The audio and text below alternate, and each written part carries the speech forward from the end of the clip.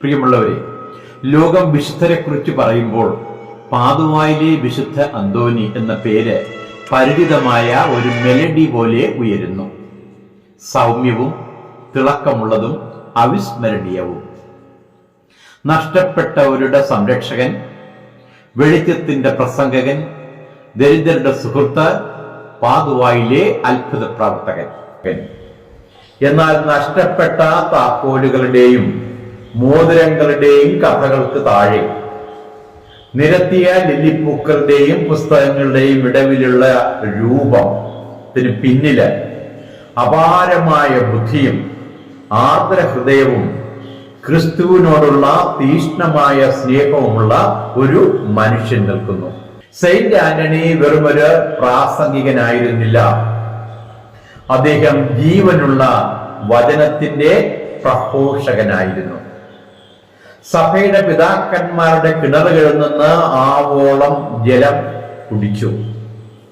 അതിൽ നിന്ന് വരച്ച കവിതകളും നെയ്തെടുത്ത തിരുവചനത്തിന്റെ വസ്ത്രങ്ങളും വാക്കിലൂടെ ശക്തിയായിട്ട് ഒഴുകി. ആശയക്കുഴപ്പത്താലും ബഹളത്താലും കീറിമുറിക്കപ്പെട്ട ഒരു ലോകത്തില് സന്ധ്യാസമയത്ത് ഒരു വ്യക്തമായ മണി മുഴങ്ങുന്നത് പോലെ അദ്ദേഹം നിന്നു.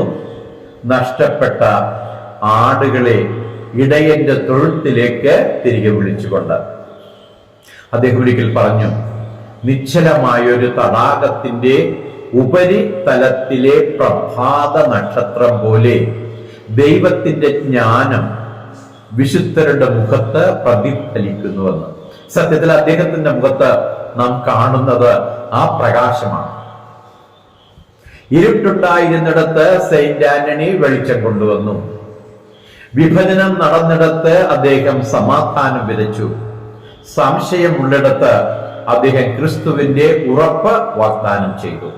സെയിന്റ് ആന്റണിയുടെ മഹത്വം വാക്ചാതുര്യത്തിൽ മാത്രമായിരുന്നില്ല.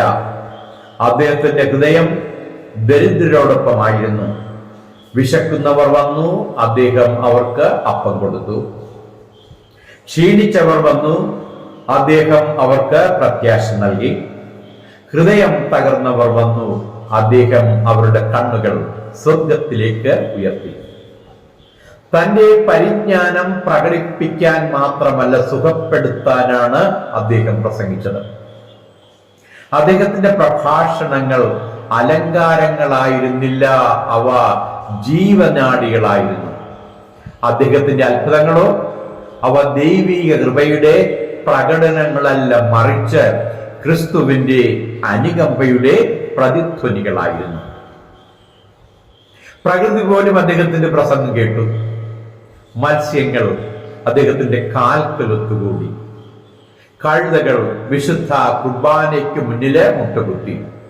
നഷ്ടപ്പെട്ട കുട്ടികളെ കണ്ടെത്തി. തകർന്ന കുടുംബ ബന്ധങ്ങളെ പുനഃസ്ഥാപിച്ചു. എന്നാൽ അത്ഭുതങ്ങൾക്കും പ്രഭാഷണങ്ങൾക്കും അപ്പുറം സെയിന്റ് ആന്റണിയുടെ ആത്മാവിൽ കൂടുതൽ തിളക്കമുള്ള എന്തോ ഉണ്ടായിരുന്നു. പരിശുദ്ധ കന്യക മാതാവിനെ കുറിച്ചുള്ള ചിന്തകൾ.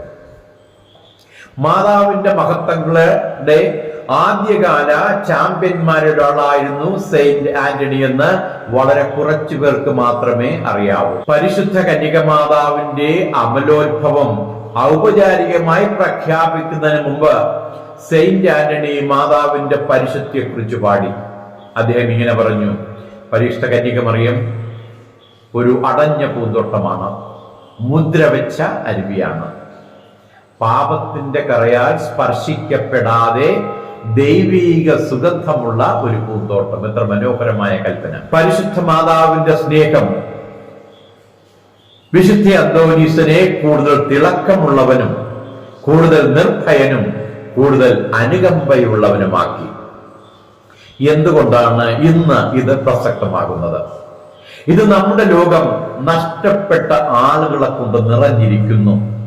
ആസക്തിയിൽ നഷ്ടപ്പെട്ടവർ, ഉത്കണ്ഠയിൽ നഷ്ടപ്പെട്ടവർ, സ്വത്വം, സമ്പത്ത്, അനന്തമായ സ്ക്രോളിങ് എന്നിവയുടെ മരുഭൂമിയിൽ നഷ്ടപ്പെട്ടവർ. സെയിന്റ് ആന്റണി ഒരു മധ്യകാല അവശേഷിപ്പല്ല, അദ്ദേഹം ജീവനുള്ള ഒരു ക്ഷണമാണ്. എന്താണ് അദ്ദേഹം പറയുന്നത്? ക്രിസ്തുവിലേക്ക് മടങ്ങി വരിക, വചനത്തിലേക്ക് മടങ്ങുക, വിശുദ്ധിയിലേക്ക് തിരിച്ചു വരിക, ദൈവസ്നേഹത്തെ ആഞ്ഞു പുൽകുക എന്ന്. നാം വിശുദ്ധ അന്തോനീസിന്റെ കാൽക്കൽ കുത്തി നിൽക്കുമ്പോൾ അദ്ദേഹം തന്നേക്കാൾ അപ്പുറത്തേക്ക് വിരൽ ചൂണ്ടുന്നതായി കാണുന്നു. വിശുദ്ധ കുർബാനയിലെ ക്രിസ്തുവിനോടും ഇതിനകം സ്വർഗീയ ആലയത്തിലേക്ക് കൊണ്ടുപോകപ്പെട്ട തിളങ്ങുന്ന പേടകമായ പരിശുദ്ധ കന്യക മാതാവിലേക്കും അദ്ദേഹം വിരൽ ചൂണ്ടുന്നു. മാതാവ് പോയിടത്ത് നാമും ചെല്ലണമെന്നും ഈ പിതാവും ആഗ്രഹിക്കുന്നു, അതിനായി നമ്മെ ക്ഷണിക്കുന്നു. സെയിന്റ് ആന്റണിയുടെ ജീവിതം ക്രിസ്തുവുമായുള്ള ഒരു നീണ്ട സംഭാഷണമായിരുന്നു. അത് കേൾക്കാൻ നമുക്ക് ഭാഗ്യമുണ്ടായി. അദ്ദേഹം പുതിയ സത്യങ്ങളൊന്നും കെട്ടിച്ചമച്ചില്ല, പക്ഷേ പഴയവ വീണ്ടും മനോഹരമാക്കുന്ന ഭാഷയിൽ പാടി. ഒരു വിശുദ്ധനെ പോലെ സംസാരിക്കുക എന്നത് സ്നേഹത്തിൽ സംസാരിക്കുന്നതിന് തുല്യമാണ്, സ്നേഹം ഇടിമുഴക്കം ആവശ്യപ്പെടുമ്പോഴും. അതിനാൽ പ്രിയമുള്ളവരെ, നമ്മുടെ സാന്നിധ്യത്താൽ നമുക്ക് പ്രസംഗിക്കാം, ദൈവയോടെ തിരുത്താം, സംസാരത്തിന്റെ പവിത്രത വീണ്ടെടുക്കാം. അതിനായി ഈ പുണ്യപുരുഷൻ നമ്മെ ക്ഷണിക്കുന്നു. എൻ്റെ വൈദിക ജീവിതത്തിലേക്കുള്ള വിളിയുടെ കാരണവും കാറ്റലിസ്റ്റും അന്തോനീസ് പുണ്യവാനാണ്. 2 വരി കവിതയും 4 വരി ലേഖനവും, തളരുമ്പോൾ ഊർജവും, പറയുന്ന കാര്യങ്ങൾ ശ്രോതാക്കളിലേക്ക് എത്തിക്കുകയും ചെയ്യുന്ന അദൃശ്യമായ ചാലക ശക്തിയുടെ ഉടമയായ ഈ പുണ്യപുരുഷനോടുള്ള നന്ദിയും സ്നേഹവും നിസ്സീമമാണ്. വിശുദ്ധ അന്തോനീസ് നമ്മെ എല്ലാവരെയും അനുഗ്രഹിക്കട്ടെ എന്ന് പ്രാർത്ഥിക്കുന്നു.